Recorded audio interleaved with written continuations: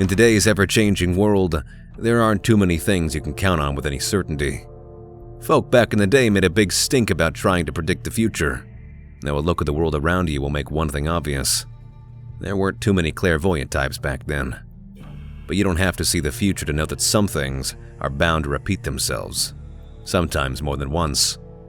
One such certainty is that every great nation, empire, or legion will one day inevitably fall. Whether it was the American Empire before the Great War or the new California Republic in Vegas, eventually, all great societies face extinction. But that kind of genocide takes more than just bombs and bullets. Now, if you truly want to see the death of an entire society, you'll need to kill its identity first. Years ago, there lived a man named Edward Sallow, a member of the Followers of the Apocalypse who, like many in his ranks, dreamt of bringing about a better world. Edward's ideas weren't nearly as altruistic as others, though, as following a missionary trip to Arizona, he found himself in the custody of a group of tribals known as the Blackfoot. Edward trained this small tribe in the ways of total warfare, teaching them numerous military tactics and the basics of weapon maintenance. In time, Edward and the Blackfoots went on to defeat the 6 other tribes in the Arizona wastelands, resulting in the Blackfoot declaring Edward to be their new de facto leader. Reveling in this new power, Edward took on the name Caesar, or Caesar, and set in motion his own plan of bringing about that better world.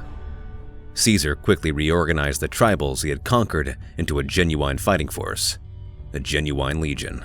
Using his limitless control and expendable forces, Caesar began a campaign of assimilating dozens of other tribes under his banner. Members of these opposing tribes were either conscripted into the legion's ranks, used as slave labor, or exterminated altogether. Tribe after tribe was absorbed by this ever-growing cancer, until Caesar's legion became the strongest military force east of the Colorado. Built on brutal slavery and armed with the best soldiers of 87 tribes, the legion's hold on Arizona was unquestionable. 87 tribes, each with their own culture, beliefs, and heritage, eradicated by Caesar. Not just physically, but in the spiritual sense too. Though the survivors still lived in endless servitude to the legion, the identities that they were born with, that molded them, were all put to the blade. Names like the Blackfoots, Twisted Hairs, Hydebarks, Painted Rock, or the Sundogs became distant memories in the minds of those forced under Caesar's control. They only had one identity now: the Legion. In the years that followed, Caesar would eventually come across the one tribe he could not destroy or assimilate: the new California Republic. Once the Legion began its expansion into Nevada, they saw the NCR's might firsthand, seeing their military capabilities and expansive territory. Most importantly, they saw Hoover Dam. The dam's great strategic potential was not lost on Caesar, and so began his plans of taking the entire region for himself. Inevitably, the Legion and the NCR met at Hoover Dam, fighting a bloody battle that only narrowly resulted in the NCR's victory. Undeterred, Caesar established Fortification Hill, a command post east of the dam, and began to slowly amass more power and influence. What followed was a long period of proxy battles and sabotage. Caesar saw it fit that when his forces attacked the dam again, the NCR would be in such a disorganized state that any chance of victory would become impossible. This all probably would have come to pass if it weren't for one highly motivated courier. When the Second Battle of Hoover Dam finally began, the Legion once more stormed that old world wall, determined to make the NCR the next tribe to fall under their banner. But what should have been a tactical victory quickly became a series of catastrophic failures. The NCR was able to beat back the Legion thanks to not only the courier's intervention, but also through the many allies he made during his travels. The Legion suffered a number of surprise attacks, ranging from an attack by the Great Khans to a bombing run from a group called the Boomers. Even Fortification Hill itself wasn't safe, having been razed to the ground by an entire army of Securitrons, also courtesy of the courier. After the death of Legate Lanius, the Legion's only remaining field commander, the battle was officially over. What was supposed to be the Legion's most decisive victory yet turned out to be the start of its undoing. Those who managed to survive the Battle of the Dam chose to retreat and regroup with other Legion survivors. The years that followed were a tapestry of defeat and suffering. Seeking revenge for the Legion's radiation bomb at Camp Searchlight, the NCR in turn used their own modified strain of the Cloud to utterly annihilate the remaining Legion bases in the Mojave and Colorado. This scorched earth tactic helped drive the last few nails into the Legion's coffin. Those that weren't exterminated by the NCR were instead used as free labor.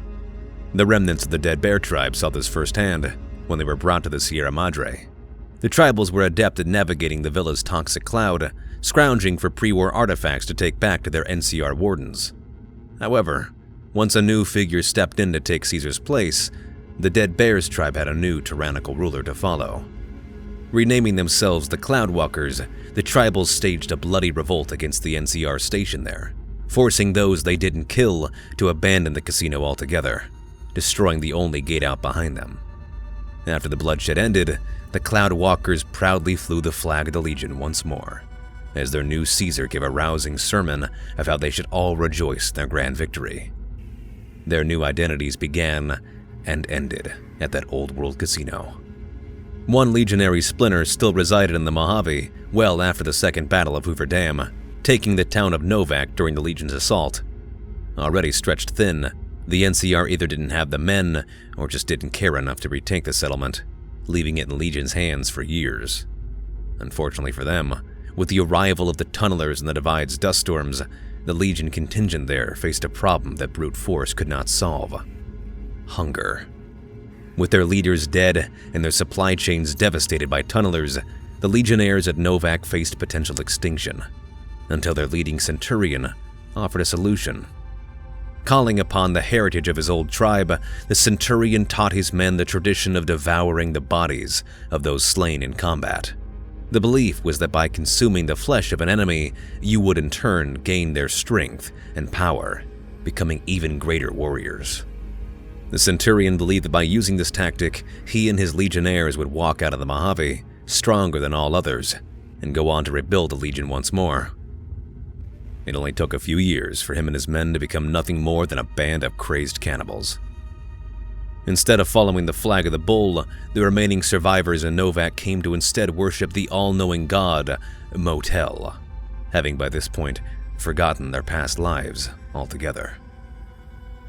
Most of the tribals you'll see roaming the wasteland these days once belonged to the Legion, though few actually remember it.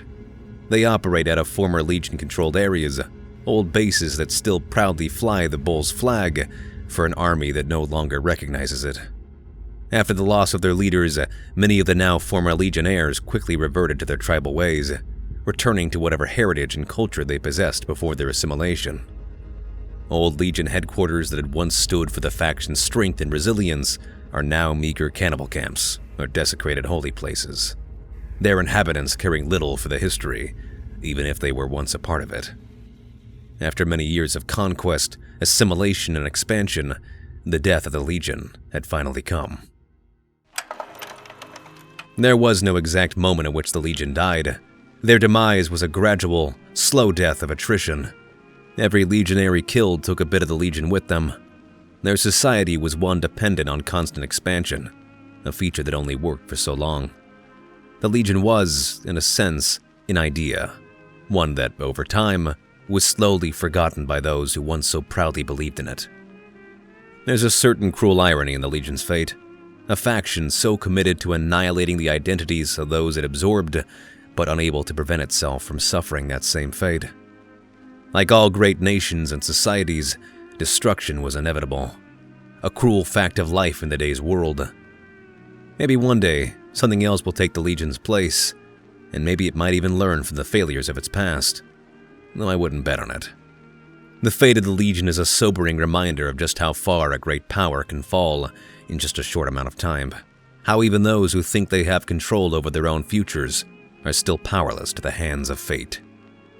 But there's someone out there who's experienced that kind of fall firsthand. A man who walked the breadth of the Mojave, enduring the endless hardships it offered. A drifter who fought for the independence of New Vegas. A courier that rolled the dice and lost it all. But that is a story for another day.